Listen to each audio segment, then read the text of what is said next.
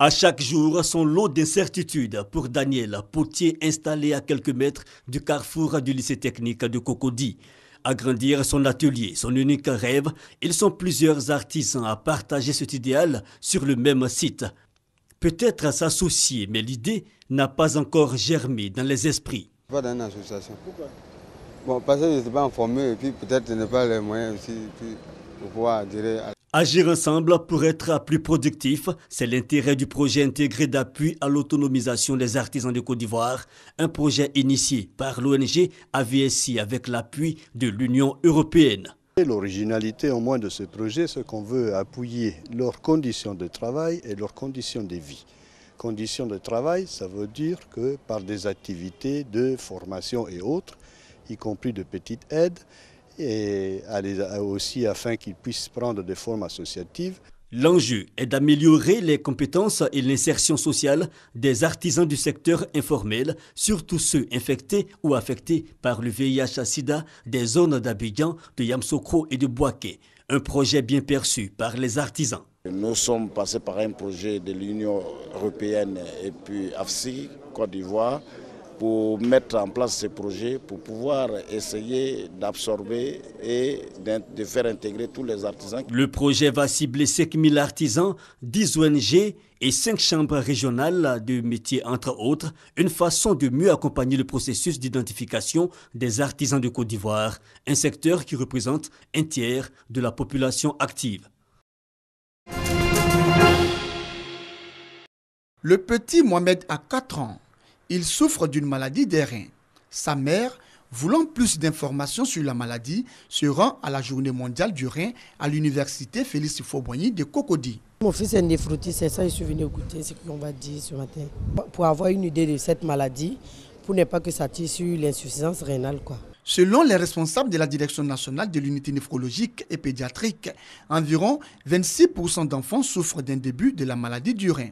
Face à cette situation, les organisateurs de cette journée décident de sensibiliser les populations sur les dangers liés aux différentes maladies du rein, mais aussi mettre l'accent sur la prévention de l'insuffisance rénale chez l'adulte et surtout chez l'enfant. Il y a une différence entre l'insuffisance rénale terminale, chronique terminale et la maladie rénale chronique. Aujourd'hui, on parle de maladie rénale chronique comme de sorte que on commence à s'intéresser à cette pathologie dès le début. Si dès l'atteinte rénale, on commence à prendre la personne en charge ou l'enfant en charge, il a moins de chances d'évoluer vers une insuffisance rénale chronique qui méritera un traitement de suppléance tel que la dialyse ou la transplantation. Pour cette 10e édition de la Journée mondiale du rein, des conférences, des panels et un dépistage gratuit seront organisés dans les établissements primaires et secondaires des districts autonomes d'Abidjan et de Yamoussoukro dans les prochains jours. L'opération médicale gratuite en faveur des personnes atteintes de malformations diverses a débuté avec une vague de 100 patients le 8 mars dernier au bloc opératoire de l'hôpital général de Benjerville. Une initiative de l'ONG PANSI, Mission d'aide Pentecôte en collaboration avec l'ONG Graft Foundation venue du Ghana et spécialisée dans la chirurgie plastique. Nous avons remarqué qu'en Côte d'Ivoire, après une étude, beaucoup de personnes sont atteintes de malformations, mais qui n'ont pas les moyens de se faire opérer. Voilà, ces personnes-là vivent avec ces malformations et finissent par en mourir. Cette campagne gratuite d'intervention chirurgicale en Côte d'Ivoire a permis à 47 patients d'être opérés. 29 autres ont reçu des soins complémentaires. Satisfaits, ils ont exprimé leur gratitude. Yanni, on m'a bien opéré. Par la grâce de Dieu, ils ont opéré tout le monde, ça a été bien passé. Je suis content. Et là, Yanni, souvent ça sort, souvent ça rentre. Grâce à le docteur Kim, PANSI Côte d'Ivoire. Vraiment, on lui dit merci, parce que c'est grâce à lui que mon enfant a été opéré. Cette opération était sa première vague. Elle a vu l'implication des autorités ghanéennes et ivoiriennes. La deuxième vague prendra en compte 200 malades et se fera en juin 2015. Son bilan est loin de faire l'unanimité. Et pourtant, Goodluck Jonathan, le président sortant du Nigeria, est en lice pour un second mandat à la tête de la première économie d'Afrique. Cela fait 5 ans que ce docteur en zoologie de 57 ans gouverne le Nigeria. 5 années qui ont vu une progression inquiétante du groupe islamiste Boko Haram. Boko Haram s'est emparé de pans entiers du nord-est du pays, tuant plus de 13 000 personnes. Face à l'offensive des islamistes, Goodluck Jonathan a longtemps été critiqué pour son inaction. Aujourd'hui, il veut rassurer les électeurs et promet à tout bout de champ une fin rapide à l'insurrection. Il a reçu l'appui de l'armée tchadienne, l'une des plus puissantes de la région, qui se bat aux côtés de l'armée nigériane et de celle du Niger et du Cameroun. Le plus important est de s'assurer que nous chassions Boko Haram hors du Nigeria, et nous ne leur permettrons d'aller dans aucun autre pays. Une issue qui est loin d'être assurée, même si Boko Haram a subi des défaites ces dernières semaines. Les islamistes sont loin d'être le seul problème du président nigérian. Il est aussi accusé de n'avoir pas su lutter efficacement contre la corruption endémique dans ce riche pays pétrolier. Ici, l'immense majorité des quelques 173 millions d'habitants vit toujours avec moins de 2 € par jour, la manne pétrolière étant confisquée par un tout petit nombre. Malgré son bilan, ce chrétien originaire du sud pétrolier y compte toujours de nombreux supporters, un atout dans un pays aux nombreuses fractures ethniques et religieuses. À l'approche d'un vote qui s'annonce serré, le président s'est engagé à respecter le choix des électeurs. Reste à voir s'il tiendra ses promesses. C'est un homme très persévérant. Mouhamadou Bouhari est candidat pour la 4e fois consécutive à l'élection présidentielle nigériane. Principal candidat de l'opposition, il affronte le président sortant Goodluck Jonathan. Mouhamadou Bouhari est un ancien général. Il a dirigé le Nigeria d'une main de fer à la tête d'une jeune militaire au milieu des années 80 tout en se forgeant une image d'incorruptible. Aujourd'hui encore, à 72 ans, il a fait de la lutte contre la corruption son principal argument de campagne. Un sujet sensible dans cette puissance pétrolière, gangrénée par les détournements d'argent. La corruption est devenue une véritable culture au Nigeria.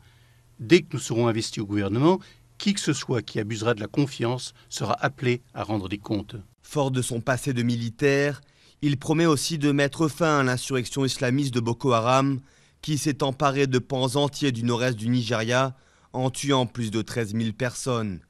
Musulman et originaire du nord du Nigeria, Mouhamadou Bouhari n'envisage pas une nouvelle défaite. Mais si Goodluck Jonathan est déclaré vainqueur, la réaction du candidat de l'opposition sera cruciale dans un pays souvent secoué par des violences post-électorales. Des violences qui risquent notamment d'éclater dans le nord majoritairement musulman si l'ex-général perd. Et surtout, si des doutes existent sur la transparence du scrutin. L'Airbus A320, immatriculé DAIPX, décolle de Barcelone à 10h avec 144 passagers et 6 membres d'équipage à bord, à destination de Düsseldorf. Il traverse la Méditerranée et atteint son altitude de croisière de 10 000 mètres à 10h22. À 10h30, à 11 400 mètres d'altitude, au-dessus de Bandol, l'avion est pris en charge par le centre de navigation aérienne d'Aix-en-Provence. Le contrôle aérien indique au pilote de maintenir ce niveau de vol et de le recontacter ultérieurement. Le pilote confirme. À 10h31, l'avion commence à descendre sans autorisation. Rappelé par le contrôleur aérien, le pilote ne répond pas. L'avion continue à descendre. À 10h35, le contrôle aérien donne l'alerte. À 10h40, l'avion n'est plus qu'à 2000 mètres d'altitude et disparaît des radars. L'équipage n'a pas émis d'appel de détresse tout au long de la chute de l'appareil qui a duré 8 minutes. L'avion s'est écrasé en pleine montagne à 1500 mètres d'altitude.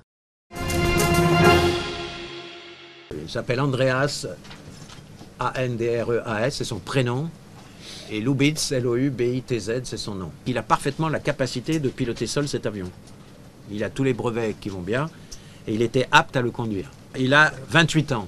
Rien ne permet de dire qu'il s'agit d'un attentat terroriste. Maintenant, on verra l'environnement de cette personne. D'habitude, quand on suicide tout seul. C'est pour ça que je n'ai pas utilisé ce terme suicide. Quand on a la responsabilité de 150 personnes derrière, je n'appelle pas ça forcément un suicide. C'est tout. C'est pour ça que j'ai pas utilisé ce terme. Mais effectivement, bon, on peut se poser légitimement la question. Suicide, attentat, suicide, il y a eu en tout cas volonté de détruire l'avion selon les enquêteurs du crash de l'A320 de Germanwings. Alors que le commandant de bord était sorti momentanément du cockpit, son copilote, un Allemand de 28 ans sans lien connu avec le terrorisme, a activé volontairement la descente de l'appareil avant de refuser délibérément d'ouvrir la porte à son collègue. L'Union L'Union européenne inquiète après le déclenchement de l'opération Tempête décisive au Yémen. Pour Bruxelles, l'intervention militaire lancée par l'Arabie saoudite pour contrer l'avancée des rebelles houthis soutenus par l'Iran n'est pas une solution. Une position inverse de celle de la Ligue arabe qui lui apporte son soutien total. Je voudrais affirmer l'importance de l'opération Tempête décisive. Je lui donne mon soutien total. Il était nécessaire de répondre à l'appel du président Abd Rabo Mansour Hadi et de son gouvernement. L'Égypte a donné son soutien politique et militaire, ainsi que proposé de rejoindre la coalition avec ses forces aériennes, marines et terrestres, si nécessaire. L'usage de la force est toujours le dernier recours et c'est avec beaucoup de réticence que nous avons fait ce pas avec nos partenaires du Conseil de coopération du Golfe, ainsi que des pays en dehors du Conseil. Une intervention militaire, et surtout une intervention militaire venant de l'extérieur du Yémen, n'aura pour résultat que le sang versé et le massacre du peuple yéménite. Il est nécessaire que toute intervention militaire prenne fin le plus tôt possible et que le dialogue reprenne afin de trouver une solution. Ces criminels saoudiens, américains et israéliens ne nous vaincront pas. Cela va renforcer encore plus notre pouvoir et notre volonté de les éradiquer de la carte. Ces derniers mois, les miliciens chiites ont pris le contrôle de plusieurs grandes villes, dont Sanaa, la capitale. Dans le désert, à quelques heures de Los Angeles, un lac immense, le plus grand de Californie. La mer de Salton a vu le jour par accident après une rupture de digue du fleuve Colorado en 1905. L'eau s'écoulera pendant 2 ans, créant cette véritable mer intérieure qui désormais s'évapore petit à petit. Si on ne fait rien, sans intervention, la mer va perdre environ un tiers de sa taille. L'eau ici, dans le sud-ouest des États-Unis, est une ressource rare et je ne pense pas qu'on va pouvoir en importer assez. On n'a pas assez d'eau pour garder la mer à son niveau du début des années 2000. Le sel, présent dans le sol de la région, a dès le départ créé un lac salé. Mais l'évaporation a concentré de plus en plus ce taux de salinité jusqu'à tuer toutes les espèces de poissons, à part une, le tilapia, dernier survivant, mais dont les jours sont comptés. La station balnéaire de Bombay Beach était une destination prisée pour la pêche et les loisirs nautiques. Aujourd'hui, son front de mer est en partie en ruine.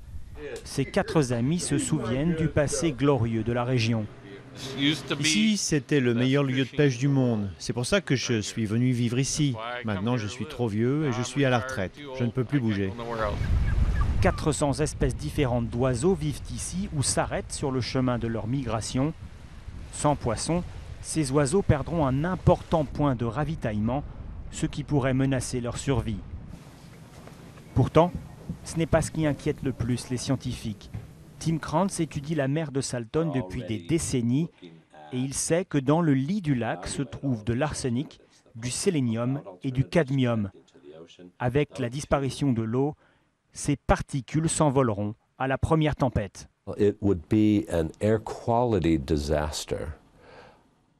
Ce serait une catastrophe sans précédent en ce qui concerne la qualité de l'air. Ces particules sont tellement fines qu'elles pénètrent directement dans le sang via les poumons. On va avoir des dizaines de milliers d'hospitalisations supplémentaires pour des maladies respiratoires, des problèmes d'asthme par exemple. Mais ces particules sont aussi associées à des cancers, à des leucémies. Il faudrait investir au minimum 10 milliards de dollars pour sauver la mer de Salton. Une somme importante, mais les experts mettent en garde, ne rien faire aura un impact environnemental et sanitaire encore plus important.